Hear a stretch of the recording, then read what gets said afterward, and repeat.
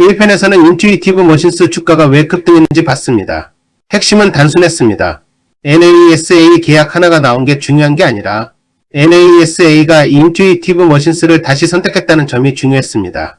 우주 기업에서 중요한 건 멋진 말이 아니라 실제로 돈을 내는 고객입니다.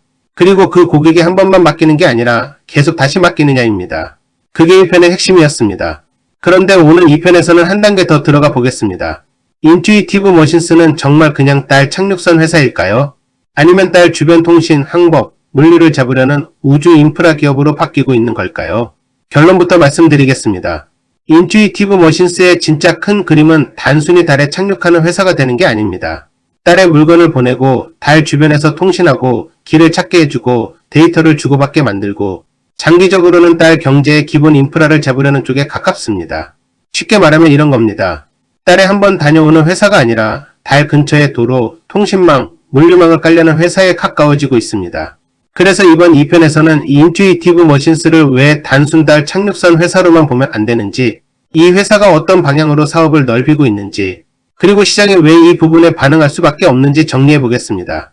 이 채널을 구독해 두시면 이런 미국 성장주를 단순 뉴스가 아니라 사업 모델이 어떻게 바뀌고 있는지, 그 변화가 주가에 어떤 의미를 갖는지까지 같이 보는 기준을 계속 잡아드리겠습니다.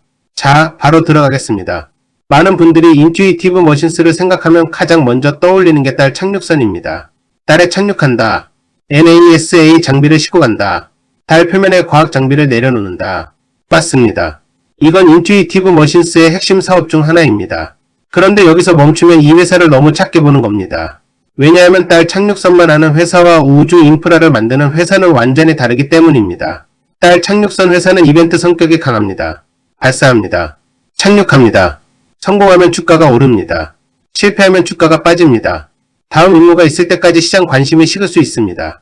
이런 구조는 굉장히 변동성이 큽니다. 그런데 우주 인프라 회사는 다릅니다. 통신을 제공합니다. 항법을 제공합니다. 데이터를 중계합니다. 장비를 반복적으로 운송합니다. 임무 운영을 지원합니다. 이렇게 되면 단순 이벤트가 아니라 반복되는 서비스가 됩니다. 주식시장은 이런 차이를 좋아합니다. 왜냐하면 이벤트는 한번 터지고 끝날 수 있지만 인프라는 계속 돈이 들어올 수 있는 구조를 만들 수 있기 때문입니다. 여기서 인투이티브 머신스의 큰 그림이 나옵니다. 이 회사가 하려는 건 단순히 달에 착륙하는 장면을 만드는 게 아닙니다.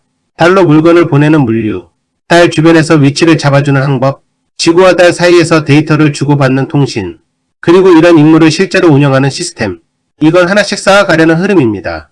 이걸 지구에 비유해보면 더 쉽습니다. 옛날에 어떤 지역이 개발되려면 제일 먼저 뭐가 필요합니까? 도로가 필요합니다. 전기가 필요합니다. 통신망이 필요합니다. 물류망이 필요합니다. 그 다음에 사람들이 들어오고 공장에 들어오고 상업시설이 들어옵니다. 달도 비슷하게 볼 수 있습니다. 달에 과학 장비를 보내고 유인 탐사를 하고 장기 기지를 생각하려면 단순히 한번 착륙하는 것만으로는 부족합니다. 계속 물건을 보내야 합니다. 위치를 정확히 알아야 합니다. 통신이 되어야 합니다. 데이터가 오가야 합니다. 임무를 관리할 수 있어야 합니다. 이걸 누가 하느냐? 바로 이 질문이 우주 인프라 기업의 핵심입니다. 인투이티브 머신스가 시장에서 다시 평가받는 이유도 여기에 있습니다. 이 회사는 착륙선 하나로 끝나려는 게 아니라 달 주변의 기본 서비스를 잡으려는 방향으로 움직이고 있습니다. 여기서 중요한 계약이 하나 있습니다. NASA 니어 스페이스 네트워크 계약입니다. 이 계약은 단순히 달에 장비 하나 보내는 계약이 아닙니다. 달 주변과 지구 사이에서 통신과 데이터 중계, 항법 서비스를 지원하는 성격이 강합니다. 쉽게 말하면 달에 뭘 보내는 것도 중요하지만 보내고 나서 그 장비와 어떻게 연락할 것이냐, 데이터를 어떻게 받을 것이냐, 위치를 어떻게 파악할 것이냐, 이런 문제를 해결하는 쪽입니다. 이게 왜 중요하냐면 우주 산업에서 통신과 항법은 기본 중에 기본이기 때문입니다. 아무리 좋은 장비를 달에 보내도 지구와 연결이 안 되면 의미가 줄어듭니다. 위치를 정확히 모르면 임무가 어려워집니다. 데이터를 안정적으로 주고받지 못하면 과학 임무도 상업 임무도 제대로 굴러가기 어렵습니다.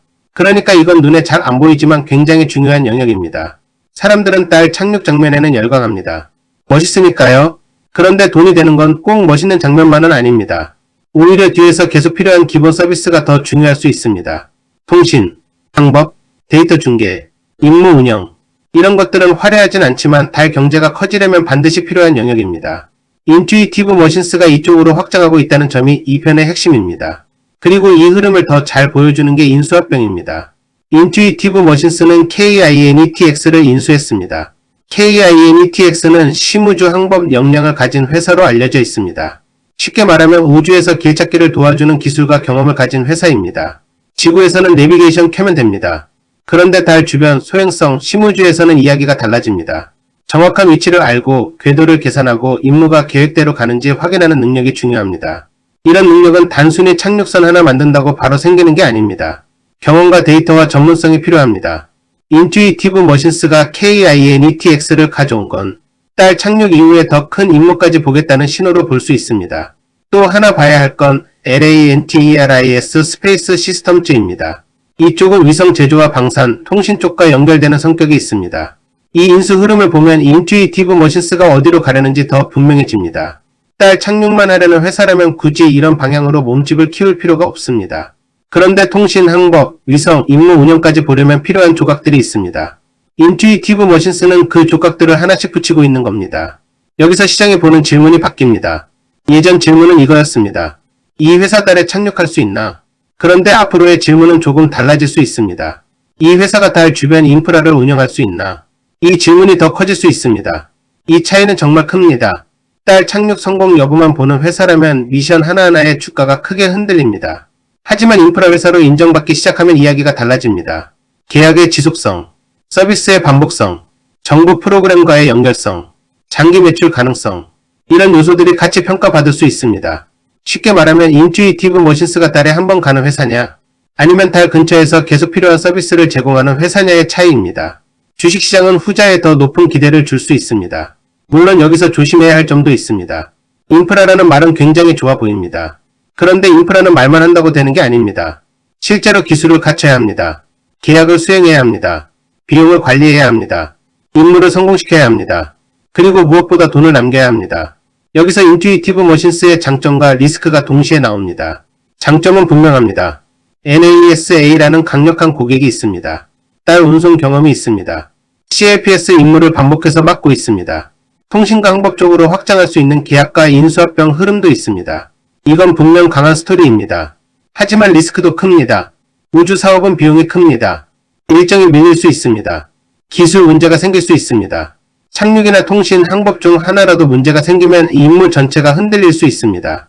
또 성장 기업은 돈이 계속 필요합니다. 인수합병을 하고 장비를 만들고 임무를 수행하고 인력을 늘리려면 자금이 들어갑니다. 그 과정에서 추가 자금 조달이나 희석 부담이 생길 수도 있습니다. 그러니까 이 회사를 볼 때 무조건 대단하다, 우주 인프라다, 끝. 이렇게 보면 안 됩니다. 질문을 정확히 해야 합니다. 첫 번째 질문. 이 회사가 착륙선에서 통신, 항법, 물류로 실제 사업을 넓히고 있는가? 두 번째 질문. 그 확장이 단순 발표가 아니라 실제 계약과 매출로 이어지고 있는가? 세 번째 질문. 그 매출이 돈 남는 구조로 바뀌고 있는가? 네 번째 질문. 미션 성공률이 올라가고 있는가? 이 네 가지를 봐야 합니다. 특히 중요한 건 매출의 질입니다. 우주 기업은 큰 계약을 따도 비용이 너무 많이 들어가면 주주 입장에서는 실망스러울 수 있습니다. 매출은 커졌는데 손실도 같이 커진다면 시장은 결국 다시 의심합니다. 반대로 매출이 커지고 백로그가 매출로 전환되고 마진이 개선되고 임무 성공률까지 좋아진다면 이야기가 달라집니다. 그때는 정말로 우주 인프라 성장주로 인정받을 수 있습니다. 이 영상에서 꼭 기억해야 할 문장은 이겁니다. 인투이티브 머신스의 진짜 질문은 달에 착륙할 수 있느냐가 아닙니다. 앞으로는 달 주변 인프라를 운영할 수 있느냐입니다. 이 질문으로 보면 회사가 다르게 보입니다. NASA CLPS 계약은 달 물류의 출발점입니다. 이어 스페이스 네트워크는 통신과 항법의 가능성입니다. KINETX 인수는 심우주 항법 역량을 보강하는 움직임입니다. LANTERIS 인수는 위성 제조와 통신, 방산 쪽 확장 가능성을 보여줍니다. 이 조각들을 따로 보면 그냥 뉴스 여러 개입니다. 그런데 연결해서 보면 하나의 방향이 보입니다. 달 착륙선 회사에서 우주 인프라 기업으로 가려는 방향입니다. 이게 이 편의 핵심입니다. 그럼 투자자 입장에서는 어떻게 봐야 할까요? 저는 이렇게 봐야 한다고 생각합니다. 인투이티브 머신스는 아직 완성된 우주 인프라 기업은 아닙니다. 하지만 시장은 이 회사가 그 방향으로 갈 수 있는지를 보기 시작했습니다. 그래서 주가가 움직일 때도 단순히 착륙 뉴스만 보면 안 됩니다. 앞으로는 이런 뉴스가 더 중요해질 수 있습니다. NASA와의 추가 통신, 항법 관련 계약, 달 주변 네트워크 사업 진행 상황, 인수한 회사들과의 통합 성과, 백로그가 실제 매출로 바뀌는 속도, 수익성 개선 여부, 임무 성공률, 이런 것들이 주가를 움직이는 더 큰 재료가 될 수 있습니다. 왜냐하면 시장은 이미 질문을 바꾸고 있기 때문입니다. 이 회사가 달에 갈 수 있나? 여기서 끝나지 않습니다. 이 회사가 달 경제의 기본 인프라를 잡을 수 있나? 이 질문으로 넘어가고 있습니다. 물론 아직은 기대가 앞선 부분도 있습니다. 그래서 투자자는 흥분만 하면 안 됩니다. 하지만 반대로 너무 단순하게 우주 테마주라고만 치부해도 안 됩니다. 인투이티브 머신스는 지금 중요한 갈림길에 있습니다. 달 착륙 이벤트주로 남을 것인가? 아니면 NASA와 함께 달 주변 물류, 통신, 항법 인프라를 구축하는 기업으로 커질 것인가? 이 갈림길에 서 있는 회사입니다. 정리해 보겠습니다.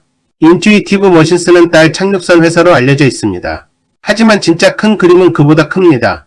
달로 물건을 보내는 물류, 달 주변에서 위치를 잡아주는 항법, 지구와 달 사이에서 데이터를 주고받는 통신, 그리고 장기적으로 달 탐사에 필요한 기본 인프라, 이 방향으로 확장하려는 흐름이 보입니다. 그래서 이 회사를 볼 때는 단순히 착륙 성공 뉴스만 보면 안 됩니다. 앞으로는 이 회사가 우주 인프라 기업으로 인정받을 수 있는지 봐야 합니다. 그 기준은 간단합니다. 계약이 반복되는가? 인수한 기술이 실제 사업에 붙는가? 매출이 커지는가? 마진이 좋아지는가? 임무 성공률이 올라가는가? 이 5가지입니다. 1편에서는 인투이티브 머신스 주가 급등 이유와 NASA가 다시 선택했다는 의미를 봤습니다. 2편에서는 이 회사가 왜 단순 달 착륙선 회사가 아니라 우주 인프라 기업으로 평가받을 수 있는지 봤습니다. 그리고 3편에서는 가장 현실적인 질문으로 가보겠습니다. 인투이티브 머신스 지금 따라가도 될까?